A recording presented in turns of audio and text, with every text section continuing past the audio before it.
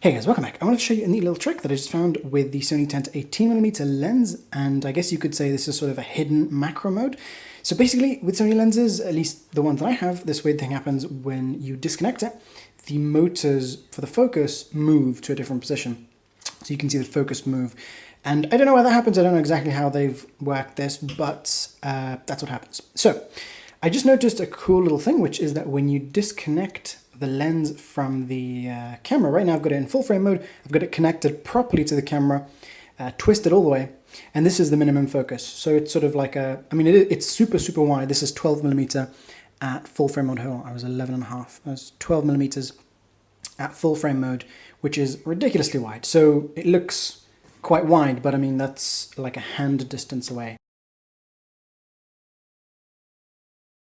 The camera stops recording when I disconnect the lens, but basically immediately you can see the focus moving close. Unlike the other two lenses I have, the 28 and the 50, the focus moves far away on those. On the 10 to 18mm, the focus moves really close. So I have to use a pair of pliers here because otherwise my hands are fogging up the lens because it's super hot here.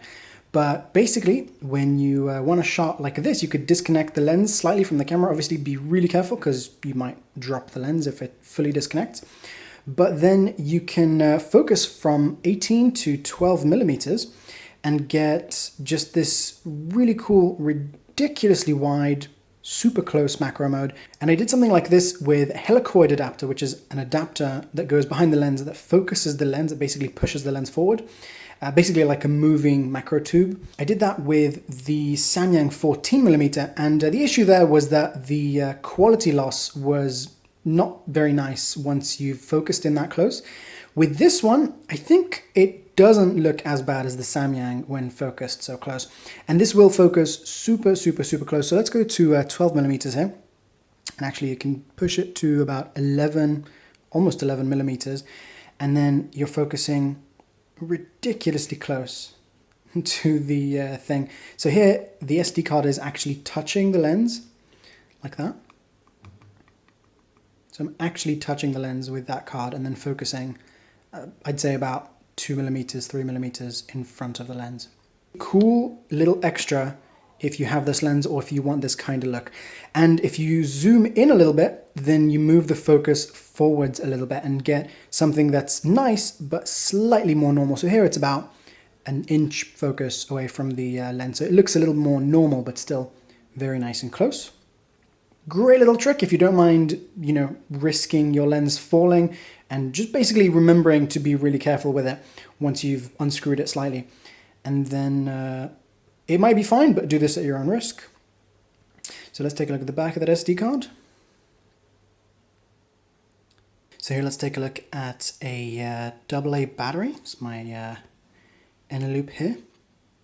And you can see that if you focus past 11.5mm, you get edges like before, and you can see the dirt on the front of the lens because it's actually focusing on the front of the lens. So here at about 12mm, getting a really nice close-up view of this inner loop and fogging up the lens once again.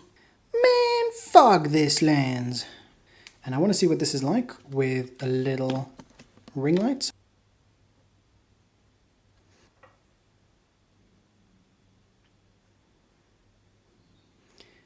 Now that looks cool on the metal there.